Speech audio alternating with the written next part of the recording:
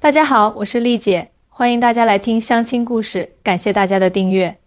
今天跟大家分享的这个故事，可以说是台湾和大陆跨海恋情的典型代表了。哎呀，这个故事让我想起了那句老话，爱情是一颗甜蜜的毒药。现在海峡两岸的年轻人交往越来越多，但是文化差异、经济差距和家庭观念的不同，常常成为这些跨海恋情的绊脚石。尤其是对于大陆姑娘来说，嫁到台湾是不是真的如许多人想象的那样高大上呢？毕竟在不少大陆人的认知里，台湾是个宝岛，生活水平高，社会福利好。但真实情况真的是这样吗？话不多说，今天的主角我们就叫她小妍吧，是个地地道道的北京姑娘，还是个名牌大学毕业的博士。而她的另一半阿翔，则是来自台湾高雄的普通上班族。他们的故事说起来真是又甜又虐，堪称现代版的梁山伯与祝英台啊。小妍从小就是父母眼中的乖乖女，成绩优异，听话懂事。大学读的是清华，后来直博，专业是生物工程，妥妥的高知女，家里人对她充满期待。而阿翔呢，台湾某大学的普通毕业生，在一家科技公司做程序员，薪资在台湾属于中等偏上水平。若放在大陆一线城市，那可能就是所谓的普普通通打工人了。他们的相遇说起来还挺有意思的。那是在2019年，小妍作为交换生到台湾某大学交流学习3个月。阿翔的表哥是那所大学的老师，有次请小妍和其他几位大陆交换生吃饭，阿翔也在场。饭桌上，小妍谈吐不凡，知识面广，让阿翔眼前一亮。而阿翔的幽默风趣、真诚率直，也让小妍印象深刻。第一次见面，我就被他身上那种台湾男生特有的温柔和体贴所吸引。小妍后来告诉我，他不像北京的男生那么功利，也不像上海的男生那么精明，更不像广东的男生那么现实。他身上有一种质朴的真诚，让我觉得很舒服。而阿翔呢，则被小妍的才华和气质所吸引。他真的很厉害耶！不仅长得漂亮，谈起专业知识来头头是道，而且对生活有自己的想法和追求。阿翔笑着说，一点都不像我以前想象中的大陆女生那样势利或者物质。就这样，两人开始了频繁的联系。小妍在台湾的3个月里，阿翔几乎包揽了导游的工作，带她游遍了台北、台中、高雄，吃遍了夜市小吃，看遍了台湾风景。短短3个月，两颗心越走越近。然而好景不长，交流期结束，小妍必须回北京继续她的博士学业。这时候两人才意识到，他们面临的不仅仅是异地恋的考验，更是两岸文化和生活方式的巨大差异。当时家里人知道我在台湾认识了一个男生，第一反应就是反对。小妍无奈地说，我爸妈觉得台湾太远了，而且他们对台湾的印象还停留在早期的台湾偶像剧里，觉得那里的男生都是花心大萝卜，不靠谱。不仅如此，小妍的父母还担心两岸的政治局势和文化差异会给女儿带来不必要的麻烦。我爸直接说，你一个清华博士，工作前途一片光明，干嘛要跑那么远嫁人啊？大陆多的是条件好的男生，非得找个台湾的，而阿翔这边情况也好不到哪儿去。我妈听说我交了个大陆女朋友，第一句话就是你是不是被骗了啊？阿翔苦笑道，在很多台湾长辈眼中，大陆女生就是冲着钱和户口来的，特别是像小妍这样又漂亮又有学问的，他们更觉得肯定别有用心。面对家人的反对，两人并没有轻言放弃。小妍每天工作学习之余，都会和阿翔视频聊天，了解彼此的生活和想法。而阿翔呢，则利用年假多次飞到北京看望小妍，甚至还主动拜访了小妍的父母，希望能改变他们的看法。那次见家长真的是如临大敌啊。阿翔回忆道，小妍爸爸全程黑着脸，问的问题也很犀利，比如我在台湾的工作收入够不够养家，有没有房子车子，将来打算怎么安排小妍的事业等等。我当时就傻眼了，因为按台湾的习惯，这些都是结婚后两个人一起努力的事情，但在大陆似乎是必须提前准备好的。更让阿翔尴尬的是，当他如实回答自己暂时还没有房子，只有一辆普通的机车时，小妍的父亲直接说了那句你连房子都没有，言下之意就是你拿什么给我女儿幸福。那一刻我真的很受打击。阿翔说，但我也明白了大陆和台湾在婚恋观念上的差异。在台湾，我们更看重两个人的感情和未来共同的奋斗，而在大陆，房子似乎是衡量一个男人是否有资格娶妻的重要标准。小妍也感受到了这种文化差异带来的压力。在北京，我身边的闺蜜结婚，男方基本都是有房有车，甚至还有彩礼这一说。而阿翔按台湾的标准其实已经不错了，有稳定工作，有一定积蓄，最重要的是为人正直善良。但这些在大陆父母眼中似乎都不如一套房子来的实在。尽管如此，小妍依然坚定地站在了阿翔这一边。我告诉我爸妈，我选择的是一个人，而不是一套房子。我有能力，我们可以一起奋斗，一起创造属于我们的家。就这样，在长达2年的异地恋后，2021年，小妍博士毕业，决定远嫁台湾，与阿翔共同生活。这个决定无疑是对两人感情的最大考验，也是对两岸文化差异的直接面对。临行前，我妈拉着我的手哭了。小妍回忆道，她说，你嫁那么远，我们老了谁照顾？将来有了孩子怎么办？你在台湾人生地不熟，万一受欺负了怎么办？其实我知道，她是担心我在台湾会遇到歧视或者不公平待遇。这些担忧不无道理，长期以来，两岸民众对彼此的了解大多源自媒体报道和影视作品，难免存在偏见和刻板印象。对很多大陆人来说，台湾是个发达但背叛祖国的地方，而对台湾人而言，大陆则是个专制落后但经济发展迅速的地方。这些刻板印象往往成为跨海婚恋的绊脚石。刚到台湾的时候，确实有些不适应。小妍坦言，比如语言上虽然都说中文，但台湾的用词和口音与大陆有很大不同。像我们说垃圾桶，台湾人说垃圾桶；我们说土豆，他们说马铃薯；我们说打的，他们说搭计程车。有时候沟通起来真的很搞笑。不仅如此，生活习惯上的差异也让小妍感到困惑。台湾人很注重环保，垃圾分类特别细致，而且倒垃圾还有固定的时间点，垃圾车来了才能倒。第一次听到垃圾车的音乐声，我还以为是卖冰淇淋的呢，小妍笑着说。而阿翔则表示，小妍刚来台湾时，对一些公共场合的规则不太适应。比如台湾的公共交通，大家都很自觉地排队，不会插队或者大声喧哗。小妍第一次坐捷运时，看到大家都默默站在一侧让出行走的空间，还觉得特别新奇。当然，除了这些表面的生活习惯差异，更深层次的是价值观和思维方式的不同。台湾社会更加多元开放，思想也更包容。小妍说，比如对同性恋、环保、动物权益这些议题，台湾民众普遍都很关注和支持。而在大陆，这些议题虽然也在慢慢被关注，但普遍认知度和接受度还是有差距的。阿翔则发现，小妍在一些问题上的态度比较强硬，像是对待长辈，台湾年轻人虽然尊重，但也会表达自己的意见。而小妍一开始对我父母几乎是百依百顺，有时甚至委屈自己，这让我既感动又心疼。我告诉他，在台湾，平等和尊重是可以并存的。婚后的生活，小妍和阿翔租了一套小公寓，开始了他们的蜗居生活。说实话，刚开始真的不习惯，小妍笑道。台北的房子普遍比北京的小，而且老旧的居多。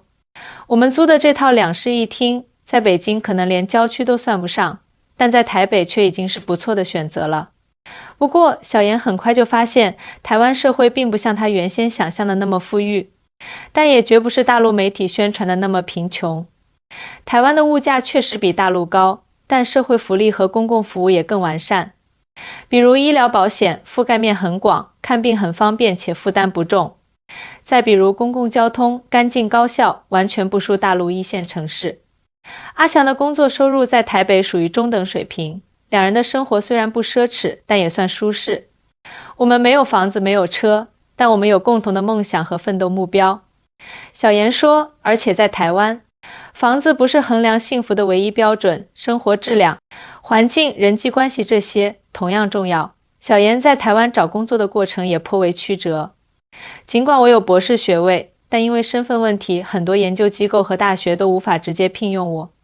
最后我在一家生物科技公司找到了工作，虽然职位不如我在大陆能找到的那么好，薪水也比不上，但工作环境和氛围确实很棒。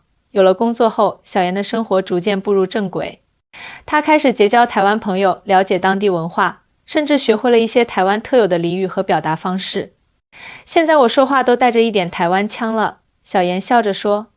连我妈在视频电话里都说：“女儿啊，你怎么变得像台湾人了？”阿翔的家人也渐渐接受了这个来自大陆的儿媳妇。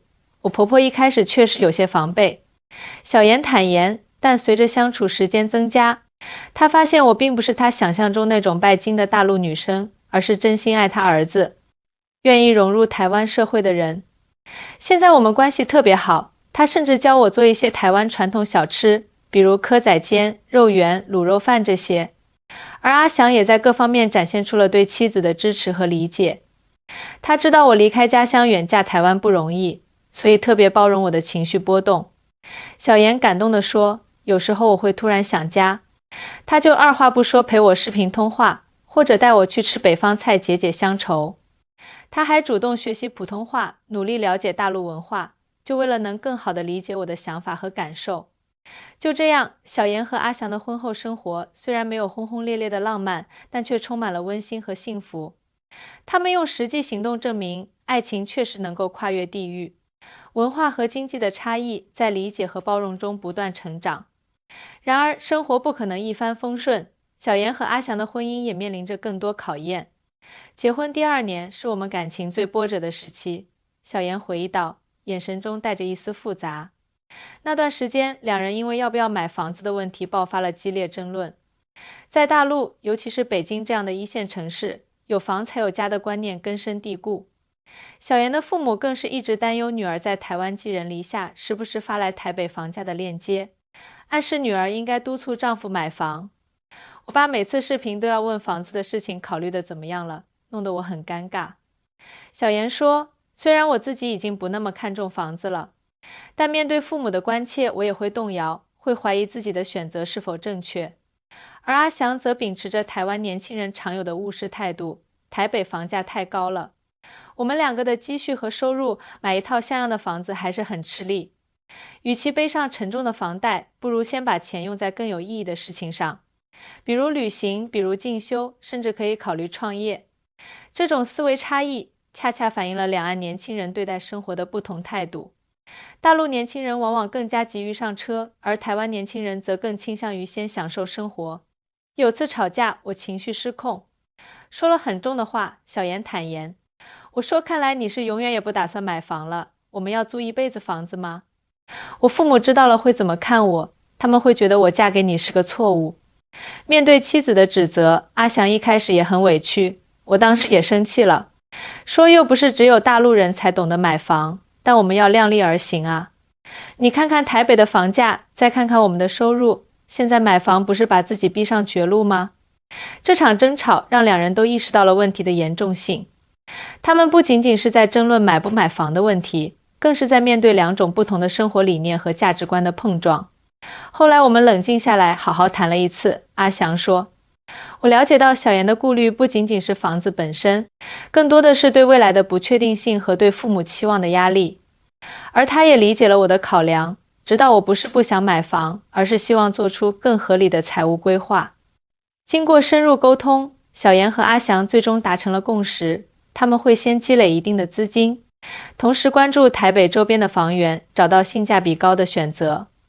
与此同时，小妍也坦诚地向父母解释了台湾的实际情况，希望他们能够理解并减轻对女儿的压力。我妈听完我的解释后，沉默了好久，然后说了句只要你过得好，房子什么时候买都行。我当时就哭了。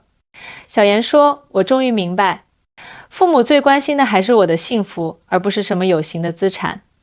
这次危机的化解让小妍和阿翔的关系更进一步，他们开始更加深入地了解彼此的文化背景和价值观，努力在差异中找到平衡点。我发现台湾社会对物质条件的要求确实比大陆要宽松一些。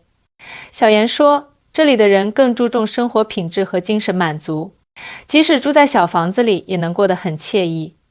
而且台湾的公共设施和空间非常完善，即使家里不大，出门就能享受到各种便利和乐趣。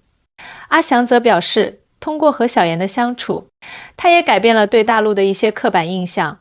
以前我以为大陆人都很拜金，结果发现他们只是更务实而已。在大陆那样竞争激烈的环境中，有一套属于自己的房子，确实能带来更多安全感。我开始理解为什么小妍和她的父母会那么看重房子这件事。随着时间的推移，小妍逐渐在台湾站稳了脚跟。她的工作表现出色，得到了公司的重用，薪资也有了可观的提升。我现在是部门主管了，小妍骄傲地说。虽然刚来台湾时有些不适应，但我的专业能力和学历确实给了我不少优势。台湾的职场环境也很包容，只要你有能力、肯努力，大家不会因为你的来源地而区别对待你。阿翔也在事业上有了新的突破，他参与开发的一款应用程序获得了市场的认可，公司因此给了他丰厚的奖金和股权。这次的成功让我更有信心了。阿翔说，我觉得我们离买房的目标又近了一步。就在两人的事业都蒸蒸日上时，一个意外的消息打破了平静，小妍怀孕了。知道自己怀孕的那一刻，我既兴奋又忐忑。小妍回忆道，兴奋的是我们要当父母了，忐忑的是我们还没有自己的房子，孩子出生后的生活环境是个问题。而阿翔则表现得异常冷静。我告诉小妍，这个消息是上天给我们的礼物，也是对我们的考验。既然决定要这个孩子，我们就必须加快脚步，为他或她创造一个温馨的家。就这样，买房计划被提上了日程。两人开始积极寻找合适的房源，同时也在考虑如何平衡工作和即将到来的育儿生活。找房子的过程真的很煎熬，小妍说。台北的房价确实很高，我们看中的几套都超出了预算。最后我们决定把目光投向新北市，那里的房价相对亲民一些，而且交通也很便利。经过几个月的努力，他们终于在新北市找到了一套合适的3室1厅，面积不大，但格局合理，而且靠近捷运站，交通便利。付首付的那天，我们两个都激动得不行。阿翔笑着说，虽然接下来的15年我们都要面对房贷的压力，但想到孩子即将在我们自己的家里出生，一切都值得。小妍的父母得知他们买房的消息后也十分高兴，甚至主动提出要资助一部分首付。我婉拒了父母的好意，小妍说，我想告诉他们，我和阿翔有能力靠自己的努力在台湾扎根，他们不必再为我担心。2022年冬天，小妍顺利生下了一个健康的男孩，他们给孩子取名安安，寓意平安喜乐。安安的出生让我们的家更完整了。小妍幸福地说，看着他一天天长大，我觉得当初的决定没有错，爱情确实能够战胜一切。有了孩子后，两人的生活重心发生了变化。小妍休完产假后决定减少工作时间，以便有更多时间陪伴孩子。阿翔则更加努力工作，希望能给家人提供更好的生活条件。在台湾养孩子，感觉和大陆有很大不同。小妍说，这里的育儿观念更加开放和自由，注重孩子的独立性和创造力。阿翔的工作收入在台北属于中等水平，两人的生活虽然不奢侈，但也算舒适。我们没有房子，没有车，但我们有共同的梦想和奋斗目标。小妍说，而且在台湾，房子不是衡量幸福的唯一标准，生活质量、环境、人际关系这些同样重要。小妍在台湾找工作的过程也颇为曲折。尽管我有博士学位，但因为身份问题，很多研究机构和大学都无法直接聘用我。最后我在一家生物科技公司找到了工作，虽然职位不如我在大陆能找到的那么好，薪水也比不上，但工作环境和氛围确实很棒。有了工作后，小妍的生活逐渐步入正轨。她开始结交台湾朋友，了解当地文化，甚至学会了一些台湾特有的俚语和表达方式。现在我说话都带着一点台湾腔了，小妍笑着说。连我妈在视频电话里都说，女儿啊，你怎么变得像台湾人了？阿翔的家人也渐渐接受了这个来自大陆的儿媳妇。我婆婆一开始确实有些防备。小妍坦言，但随着相处时间增加，她发现我并不是她想象中那种拜金的大陆女生，而是真心爱她儿子，愿意融入台湾社会的人。现在我们关系特别好，她甚至教我做一些台湾传统小吃，比如蚵仔煎、肉圆、卤肉饭这些。而阿翔也在各方面展现出了对妻子的支持和理解。他知道我离开家乡远嫁台湾不容易，所以特别包容我的情绪波动。小妍感动地说，有时候我会突然想家，他就二话不说陪我视频通话，或者带我去吃北方菜解解乡愁。阿翔让我学会了更加包容和开放地看待世界，而我则带给他更多务实和进取的思维。阿翔则表示，和小妍的相遇是他生命中最幸运的事情。她不仅是我的妻子，也是我的朋友和人生导师。她的勇气和智慧一直激励着我变得更好。虽然我们的起点可能不如别人，但我相信通过共同努力，我们的未来会越来越好。当被问及是否后悔远嫁台湾时，小妍坚定地摇了摇头。台湾和我想象中的有些不同，但这里已经是我的第二个家了。我喜欢这里的人文气息，喜欢这里的自然风光，更喜欢这里给了我一个真心相爱的丈夫和可爱的儿子。如果时光倒流，我还是会做出同样的选择。两岸的婚姻就像是一场跨越海峡的马拉松，需要双方不断调整步伐，共同前行。小妍和阿翔的故事告诉我们，爱情确实能够战胜一切，但前提是双方都愿意理解、包容和尊重彼此的文化和价值观。我常常跟身边的姐妹说，小妍笑着分享，异地恋不可怕，可怕的是不了解对方的文化和成长环境。